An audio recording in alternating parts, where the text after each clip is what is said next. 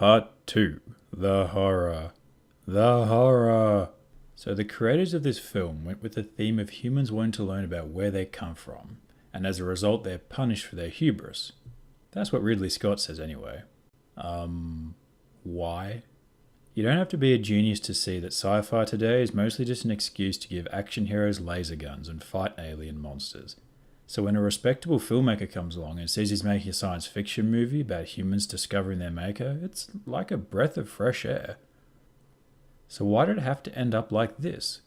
Why did the engineer have to be a stock, angry alien monster that just wants to kill us all? Well, yeah, the humans get all up in this guy's face and expect it to give us answers. I know that. I know. But that's what the characters are doing because that's what they were written to do. Why did it need to be written this way? Well, because it's exciting. You need an exciting payoff after building up a mystery. The film needed a payoff. What, and this wasn't a good payoff?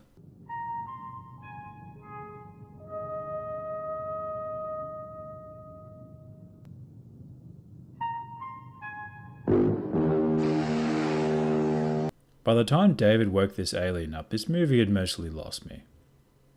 Ooh, I said to myself, my interest undergoing tumescence. Maybe this is where the movie redeems itself. They're going to have a conversation with the species that made us. That's pretty exciting. Could you imagine all the things that might be going through this guy's head? Where is my wife? Are my children still alive? What year is it? What happened to my people? But no, he just becomes a slasher horror villain that tries to kill everyone. Oh, and of course he's super strong and is invincible and... This is just what my mother says to me every morning she looks at my face. So much wasted potential. Remember as well that it is suggested that these aliens suffered a breakout of some weapon that they were running away from. Yet this guy, first thing he does when he wakes up is he wants to try and commit genocide. Huh? Priorities, man. Anyway, this is where it was clear that the film was doomed from conception. The whole myth of the Titan Prometheus is actually a pretty good one for science fiction horror. Eternal torment for trying to help others. That's a pretty terrible fate and very scary. It's horror that works on multiple levels, but here that rich potential just gets translated into a scary monster alien man that wants to kill us all. Gee, how creative. This film would have done itself a massive favour by adopting the same type of horror as the Cthulhu mythos. Yeah, this guy. For those of you who are not aware, the Cthulhu mythos was created by H.P. Lovecraft, and it's centered around the very terrifying idea that ultimately humanity is irrelevant. We do not matter. The brilliant thing about this type of horror is that initially it doesn't feel very frightening, but remember that we're a species that has created a variety of religious movements that center around the idea that we are the favored creations of some all-powerful being. It gives us a sense of spiritual upliftment, purpose, and love that we might otherwise be lacking in our lives.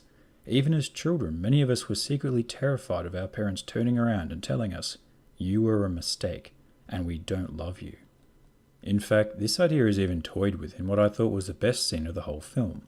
Now, I'm not a particularly well-read person, so I found the idea that David puts forward really interesting. What if we met our own makers, asked them why they did it, only to get the answer, because we could? Why do you think your people made me? We made you because we could. So what if they ran with that idea? The crew goes through all these horrible events and makes these soul-crushing sacrifices, only to find out that humanity was just a quaint little science experiment. That the alien that doesn't actually care, and frankly it's got better things to do than talk with us. All the assurances we have in our own value is just a lie. Now if you want horror in your film, that's horror that hits you on an egotistical and spiritual level. It would have been the perfect counter for the confident and religious Shaw. It's the type of horror that this film clearly wanted to have, but instead it mistook it for this.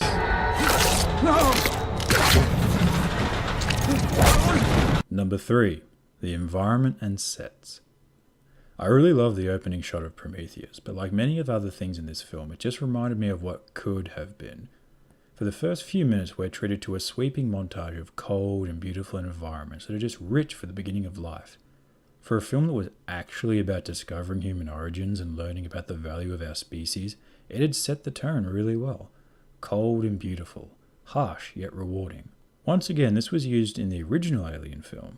In that, we're actually introduced to the ship before we're introduced to the human characters, and right away we're given these long, empty shots of a cold, industrial and claustrophobic ship. It's a tone that stays with us for the whole film, as any part of the ship that's outside of the character's immediate vicinity becomes a playground for the hostile alien. However, in Prometheus, the set is just there.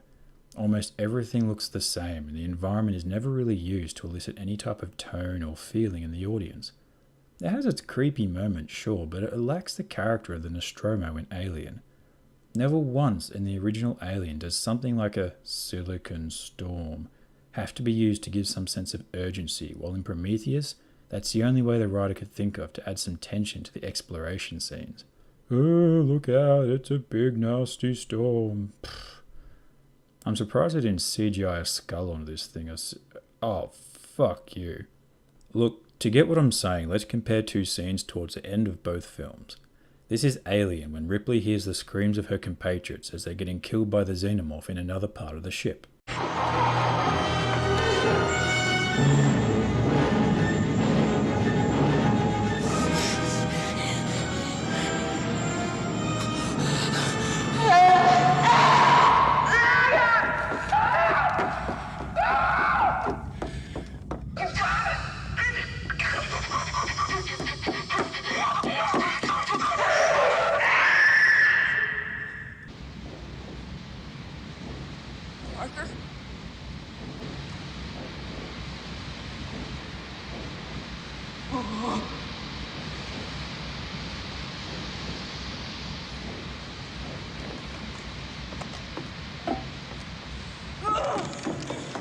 By deliberately taking long shots that show Ripley's size compared to the grungy, hostile environments, it shows how alone she is, while the screams of her friends are carried through the hallways as she frantically runs to and fro. She never sees the alien kill them. She only sees the result of its hostility. By hearing her rapid heartbeat and running through the claustrophobic corridors, it sustains the frantic and terrifying atmosphere really well. Now let's compare this with Prometheus. This is David. Yeah, I'm here. You need to get out immediately. He's coming for you. Who's coming? Airlock breach.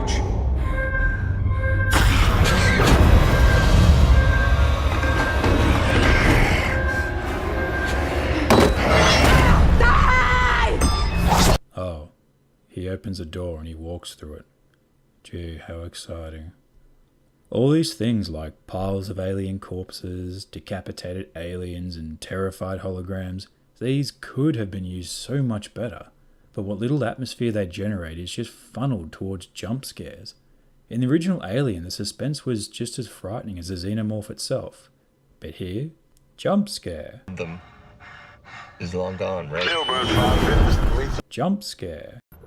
Oh. Jump scare.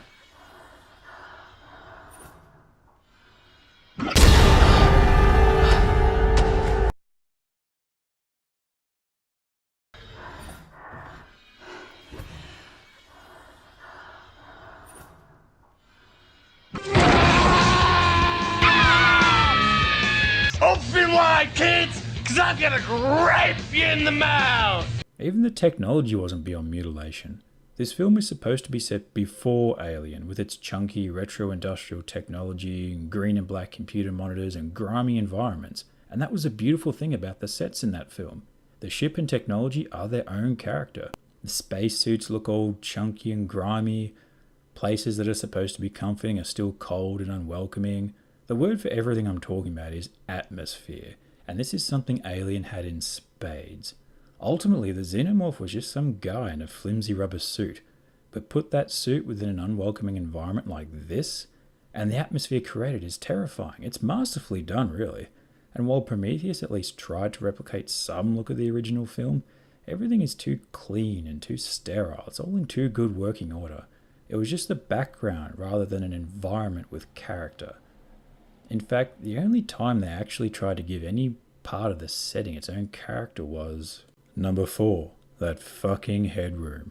This room confuses me. Let's talk about it.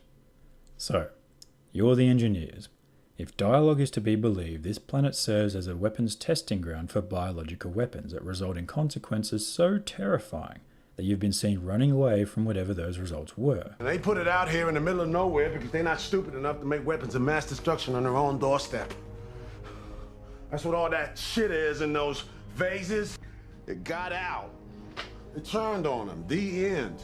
So, why would you build a room at the center of which you place a bobblehead of your own species and then surround that bobblehead with canisters of chocolate mutant goo that turns things into horrible monsters, and then place memorials on the walls in commemoration of the monsters you create but that you're terrified of? You see, the equivalent would be if we built a room in New Mexico, we put a giant statue of a human head in the center, surrounded that statue with canisters of the bubonic plague, and then drew pictures of dying plague victims on the wall. Do you see how this doesn't make any sense at all? Well, actually, it might make sense if we were given more insight into these aliens, but the writer of this movie is known for generating mysteries rather than answering them, and if this movie is anything to go by, we know what he thinks should happen to people who want to know the answers to mysteries. So, what's this room's purpose? Why did they build it? I know why the filmmakers built it, because it would look mysterious and cool on a movie poster. But why did the engineers build it? This is a room on their ship. It's not to store the chocolate zombie sauce, because we saw they build other rooms that do that more efficiently. Is it some type of sacrificial chamber where victims get pushed in to get zombified by the chocolate sauce? That doesn't sound very safe to me, and if that's the case, then why was this asshole trying to get inside when he was running away from the very things that this room would be used to make? Speaking of which, that's a pretty big stretch as to how the xenomorph is even generated in this movie. Let's actually trace the steps here, shall we? David picks up a canister of zombie sauce. He then cracks it open, again without any form of quarantine in place. He dips his finger in it and draws up a visibly small fragment of DNA. He then uses this to infect Holloway. The DNA then makes its way to Holloway's balls and gets shot into Shaw when they bang uglies. Now that it's inside Shaw, it immediately impregnates her and draws together the biological material necessary to fully form a horrible squid baby in about 11 hours or so, despite no physical signs of muscle wasting on Shaw. And just a pro tip to future mothers, conservation of mass is not your friend. Then, now that the squid baby is formed, Shaw has it surgically removed before gassing it, leaving it hanging in a room.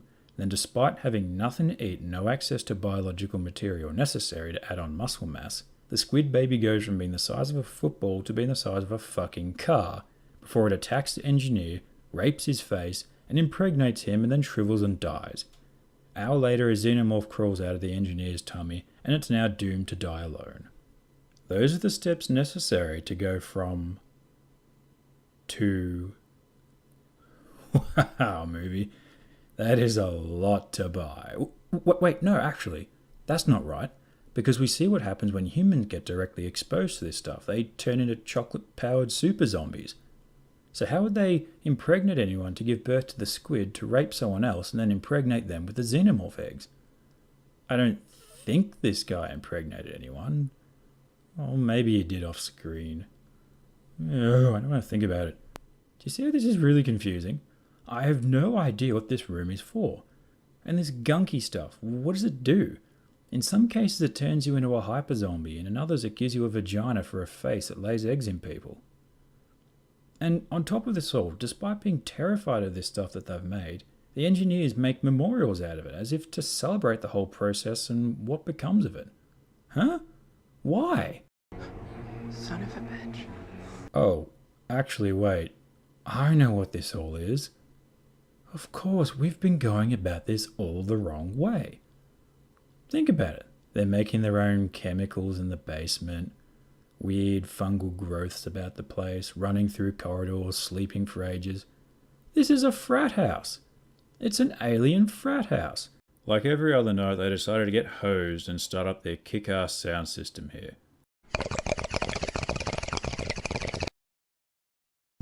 They randomly flicked through Google Galaxy, they saw Earth, and they thought, yes, that's where we're going for spring break. And they started to run off to their ships. But this sneaky prick ran out ahead, and he was all like, hell yeah, bitches. Time to go to Earth and give the women a one-way ticket to Pound Town. Fortunately, his computer isn't very cooperative. Fucking Windows 98! Too stoned to do anything about it, he just goes to bed. Yep, that's completely what happened. Totally. Alien frat house, they got wasted, wanted to visit Earth but were too baked.